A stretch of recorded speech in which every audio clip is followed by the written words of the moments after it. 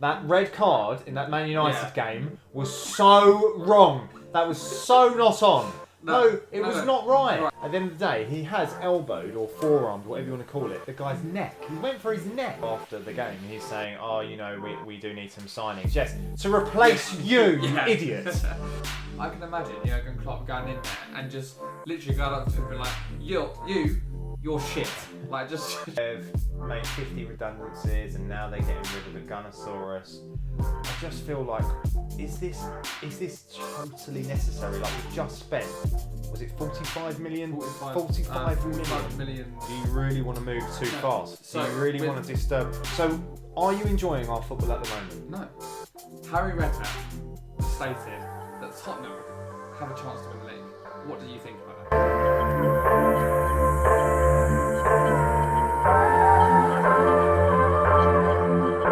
And welcome to It's a football corner. Another football corner. Another football Let's corner. go. And this week has been telefantastic, bombastic. It is mental. It's not even football. At this point, it's not actually football. No, it's like FIFA actually came out today. So tomorrow even comes out tomorrow. And who did I pack at FIFA today? Packed Vidic. Oh yeah, I packed Icon Vidic. And I'm not going to do that. But it's not a FIFA chat. No, it's not. Although the scores that we're going to discuss could be FIFA scores. Mate, the scores, I honestly just thought it got to a point where like this is so ridiculous. Like, but it's so silly. It was almost like it's unbelievable. Yeah. Like when I was watching, I mean, what game do you want to discuss first? Right. So, let's go through the games as you just mentioned. Chelsea, are they starting to gel? 4-0 against Palace. Yeah, I've been quite harsh on Chelsea. I think because we've got all these new players. Well, we mentioned this last episode, didn't we? We said that we felt like they were moving too fast by buying so many different faces and potentially by pushing all the younger players out of the squad, causing a bit of a sort of upset vibe, towards the whole changing room. I think that yes, it was 2 penalties in the game, but Kai Havertz, I think what he did in the game, his positional play, mental. One of a penalty, assisted one of the goals. I think he's really starting to find his niche. Your main man, Timo Werner, still not scoring goals. Is that a problem? No, I don't. I honestly think he's got great potential to even win Golden Boot. To be honest, I think he's unreal. I don't disagree that he's going to be. You should be ashamed of yourself. No. I don't disagree that he's going to be mental. But next game, West Ham versus Leicester. Leicester. This would have been. I think I got that. Anyway. Gary Lineker. Yeah. Go. Right. This would have been the most mental result if what we're going to talk about didn't happen. West Ham, who just look like they've got nothing about them. They've got, in my eyes, the first manager that's going to get sacked, Moyes. You're not a fan of Moyes. No, I'm not. I am a fan of Moyes. I'm not a fan of the idea of sacking a manager and then going, you know what, we want to move forward, so we're just going to hire you back. I Doesn't think, work. do you know, with West Ham, they've got to keep that Jarrett Bowen fit. He's naughty, mate. He gets them ticking. No, mate, the naughtiest is Antonio. No. Come on, he's got 10 goals in 5 games. Jarrett Bowen, I'm telling you. I was going to mention something, but we'll get onto that. Speaking of West Ham, but we'll do it later. It's Mention relevant. it now. Well, just do a transfer. Mention it now. Let's do a I'll transfers. grab you. I'll attack you. Jack Wilshere's been released. Yeah, but apparently you just say no. We don't threaten each other. We do off the podcast, but we pretend like we're very nice to each other. So you're talking about Jack Wilshere. Yeah, he's left. I kind of see what he's done there. He said, "Look, I've been fit the last 8 months, haven't been chosen." They just let him go. And it was just like, see you later. Well, I think it was a mutual thing. I think they say that. I don't know. Anyway, I mean he's 28 years old, so he's still got a bit of playing time in him. Where does he go though, Sam? Is he going to go Championship, Scottish League, or even abroad? No, he's definitely a Premier League player, proven Premier League player. It's just because of the injuries, it's let him down. Let him down at Arsenal, even when he's at Bournemouth. Let him down, and at West Ham. It's basically defined his career, unfortunately, the injuries. But I wish him all the best. as he's an avid listener to the podcast. Yeah, let us know. He loves the old podcast, especially the football corner. Right, okay. Now, this is actually something I'm very passionate about. Go on. That red card in that Man United game was so wrong. That was so not on. No, it was not right. Right. It was a red card. However, hear me out. Don't give me that look. Lamela should have gone. Lamela should have gone first. And then Tony Martial, Anthony, right? He retaliated. Lamella's got his hand and grabbed Anthony Martial's neck. That's a red card. Then is literally done one of these. Tapped him on the cheek and he's gone down holding his whole face to go down from that is shameful. It is absolutely shameful. And why would that not be punishable from the FA after the game? Because at the end of the day, he has elbowed or forearmed, whatever you want to call it, the guy's neck. He went for his neck. No, but what I don't understand is Martial's done whatever, fine, but Eric Lamela has he's felt it. He's then thought about it and been like, you know what, I'm going to go down. I can go down for this. Yeah, and then VAR, like I said this in our last football corner, they've had a look at it and they thought, yeah, it's a red. Yeah, but that's ridiculous because you think, right, I've just seen Martial slap Lamela. Let's see why, because he's clearly done that for some reason. Did he do it for no reason or did he do it for something? Like, look at it. Like, and look, I'm not gonna. What I am gonna make crystal clear is Spurs would have still slapped them up. Spurs would have still killed that team. That team has got that Manchester United team. They should be absolutely ashamed of them to even dare to wear that badge and that shirt and play like the way they play. It's disgusting. And that Harry Maguire is just basically a fridge. He's basically an £80 million fridge. He's useless. He's useless. There was a goal where they nutsed Harry Kane, and then I think Son did it. He nuts De Gea, and it's just like, this is just an open door policy. The criticism of De Gea, don't get me wrong, he's not on the level that he was, but that's like in the distance. Their defence is absolutely atrocious. You've got Wan-Bissaka who costs 50 million, can't pass the ball. I don't know what Luke Shaw's doing, and as you said, Harry Maguire is a joke. As of yesterday, on deadline day, they did bring in Alex Telles, a left back. So, I mean, there's Luke Shaw after the game. He's saying, we do need some signings. Yes, to replace you idiot. And I am passionate about this because really, these scores are absolutely ridiculous. In the Premier League, it's supposed to be the most competitive league. 6-1 at home. 6-1 at home. I just think it's not really fair on the legacy of Ferguson. And really, it's just like... Do you know what?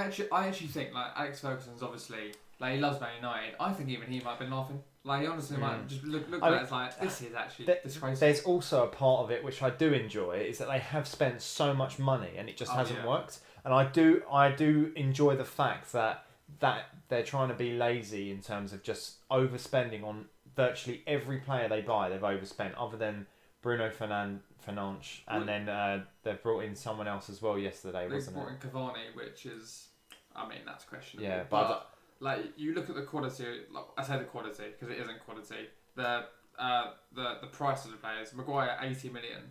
Pogba's basically 100 million. Bruno Fernandes I think was 50 or 60 million. Like, it's just. That's probably more than Tottenham's squad.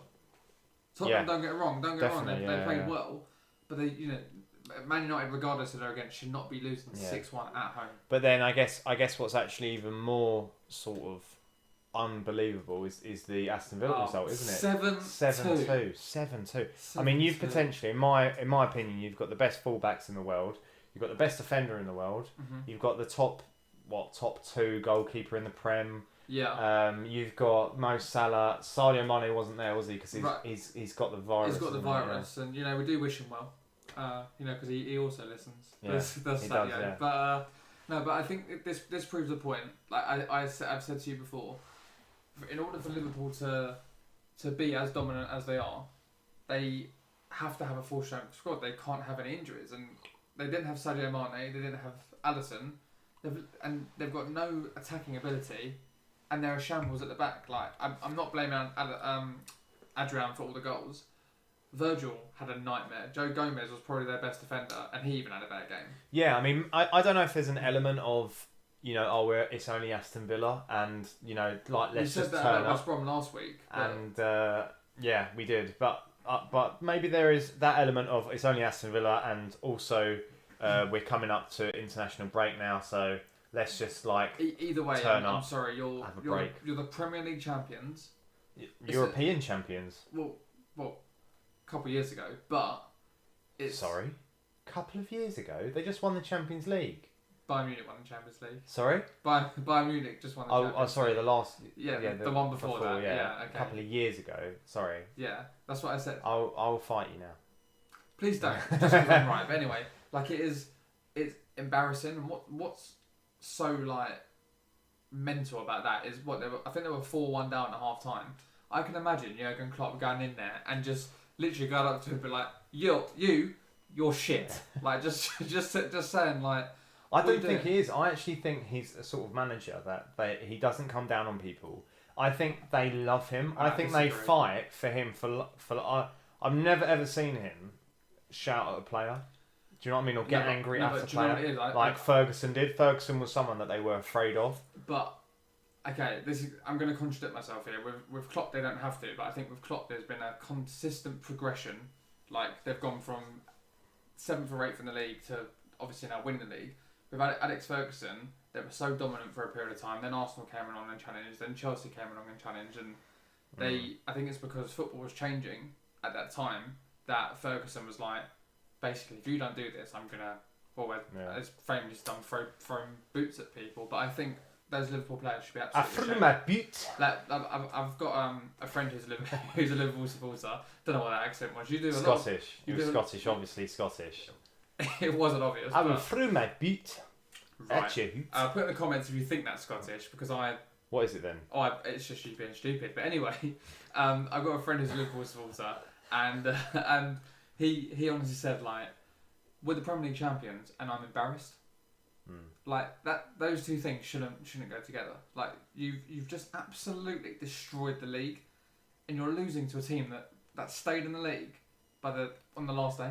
Yeah. Not just losing, getting absolutely obliterated. Yeah, I mean it's 7 goals. I mean, forget the 2. It's just 7 goals. But anyway, moving on. I think the pundits are getting a bit too carried away, as per usual. They're saying Everton's going to win the league. They've won 4 games out of 4, right? And they've got maximum points from that. Yes, they look good, but really, Premier League winners. They're not going to win the league. Right, and I'm sorry, any Everton fans that are listening, like, you could do a Leicester, we don't know. But, realistically, it's too early to tell. Man City and Man United are fighting relegation, if that's the way that it's going. On current form, you can't base it on 4 games.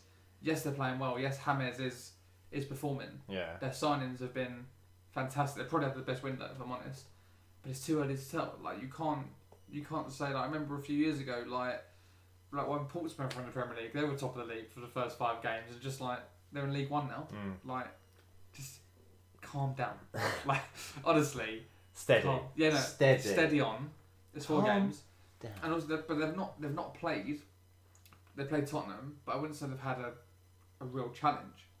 Well, you know what I've got to say actually. It'd be great. It was a great week to be a Spurs fan, because you win the Carabao Cup game. Yeah. You win the Europa League game, and also turned up destroyed United. So whether or not they're knackered now. I mean, they've got that international break. I don't know if a lot of them are going to be called up.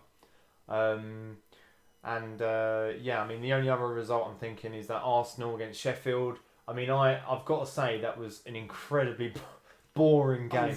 We were very lucky to get them 3 points, in my opinion, because the last 5 minutes we were holding on like disclosure. But I think it is like with Arsenal, like we're going through a transition period with Mikel, and our defence is good, but I think we're now solely relying on being a defensive team and then hitting on the counter when we've never done that. I'm so happy that we've sort of smoothly transitioned into Arsenal, because I have 2 main things I wanted to bring up with Arsenal. So one of them was unbelievable signing that we've pulled off last minute. We're having a party. They've done us so well. We're having a party. No Thomas, no Partey, and I'm very happy with that. I think that's really good business. I think that's exactly what we need. And I hope he comes in with a real physical presence. Like Gabriel has come in, I feel like he's a very physical player. Yeah. And that's exactly what we need. There was also another thing I wanted to mention. I think it's absolutely disgusting that journalists have questioned Saliba's performance because of his mother recently passing away. How dare you bring that up? That is so unprofessional. And they said it towards Arteta, and it's just like it's not on at all. I don't think what they don't understand is Saliba's 18, 19. He's come we put him out on loan for experience. He's come back to England to potentially maybe get a run in the team. Unfortunately, his mum has passed away. For a 19-year-old who's had to move out of home, move country to deal with his mum passing away, how can you question it? Yeah, I know. I know. It isn't on. It's not acceptable. I don't know whoever it is, but whoever you are, just grow up. Okay. Yeah. But what I mean, staying on Arsenal, and I think we're going to transition into transfer deadline day. No. I've got one more. We're not. One more because I did say two, didn't I? I did two. Right, the third one is it's becoming a bit of a joke, but I've seen a lot of mainstream sport outlets talk about it. Is the whole Gunnosaurus thing? Yeah, I knew you were going to bring. Yeah, this of up. course. Yeah. So this Gunnosaurus has been a servant of the club for 27 years. Nearly 30 years. I've met him myself. Had a cheeky selfie with him. Came to my 13th birthday. Went to Sam's bar mitzvah. Yeah, and then that's what it is. Yeah. Very good. Yeah, I'll stop. And I knew you were going to say. And yeah, it seems like they've made 50 redundancies and now they're getting rid of the Gunnosaurus. I just feel like, is this totally necessary? Like, we've just spent, was it 45 million? 45 million. Is it, I don't know, euros or euros? pounds? I don't know what actually are we saving by getting rid of 50 people, by getting rid of the Gunnosaurus, which, I'm not being funny, you are pulling on a lot of... I know this sounds... we're pulling on fans' heartstrings there. I'll put it this way, Gunnosaurus, and the same person, can I just say, has been the Gunnosaurus for my whole life, right? Think about the sort of our whole existence. It's he's had that same job. I mean, we don't know. By the time this is uploaded, something might have changed. But as we know today, Mesut Ozil has come out and actually offered to pay his wages, which I find a bit odd because it seems a bit undermining Arsenal by coming out on Twitter and saying, "Oh, I will now offer to pay his wages," and I can't help but question. It's just like, was that necessary to actually get rid of the Gunnosaurus? I know that he's not going to be used because of the Emirates being down, but surely you just go, look, obviously we're going to pay you when the stadium's all back to normal, but at the moment, I'm sure you can understand, we can't... It isn't on, he is... The way I see it, he is part of Arsenal, the Gunnosaurus, and We've... but he is. Yeah. I know it sounds pathetic, but he is, and... I mean, credit to Mesut Ozil because he's now putting his wages to good use. Simple as, he's done nothing for however long. He's gone missing. I mean, can you imagine if we had an actual fit playing Ozil alongside Partey? No Thomas, no Partey. You know, so anyway, look, we've been going on about it too long. Transfer deadline day. Well, so I was going to say on transfer deadline day, I agree with you with regards to the Partey deal. However. Jack Darby, I think we need to do more. But then I'll go back to you on the Chelsea model. Do you really want to move too fast? Do you really want to disturb? So, are you enjoying our football at the moment? No. How? Because, yes, the defence is good. I feel like you're disgusted. I am. I'm not enjoying the football because it's very So you're saying it's no better than it was before? Okay, it's improved, but it's not. I don't enjoy watching it. It's not nice to watch because you're so disappointed with me that it isn't good to watch purely because look at the players that we've got. You need to need to calm down. Just speak before I hit you.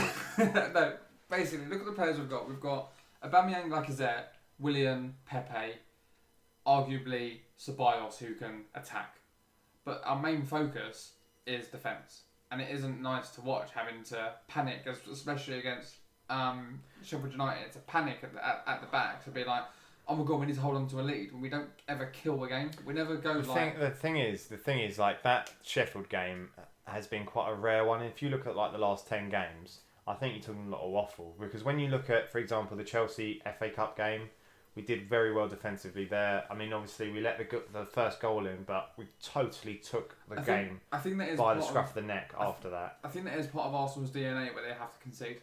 Like, I'm not just saying that to be controversial. Like, we always either have to go behind or we can never keep a clean sheet. And then the Community Shield, what, you don't think we played well there? No, dominated Liverpool. I'm not saying that we haven't played well. I'm just saying, like, our recent performance, and it just seemed like the identity of the team. So wait, what would you have wanted in the transfer window? Because this is what I'm confused about. Right. So because all I wanted was Mustafi to leave, and I would have been happy with that. If we're gonna, I mean, I wasn't going into too much detail on each individual team and the transfer window. Obviously, we'd be here for hours. But I think Kolasinac needed to go.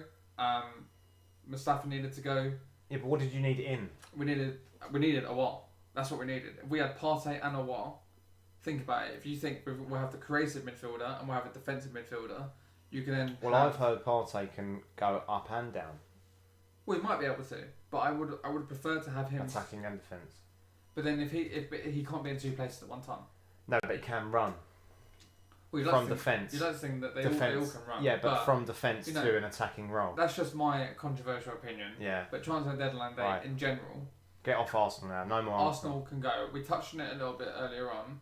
What's your thoughts on Ederson Cavani against Man United? Because I think it is actually a disgraceful signing. Well, I feel like he's got to be a backup striker. He can't be taking Rashford's place, really. Like, I think... Well, you think they've got Rashford, they've got Martial, they've got Greenwood. They're not gonna. Well, Martial can play on the wing, can't he? Yeah, Greenwood's CAM, and then Rashford's. But I think you're trying to make excuses to get Cavani in. No, I'm just thinking that, you know, I mean, at the end of the day, I don't actually rate Cavani. I think that even in that pub league, the French league, I feel like. Sorry. Calling it a pub league. You've got Mbappe, mate. Yeah, exactly. But you're talking about the one club out of 20. Anyway, it's not great. It's not a great league.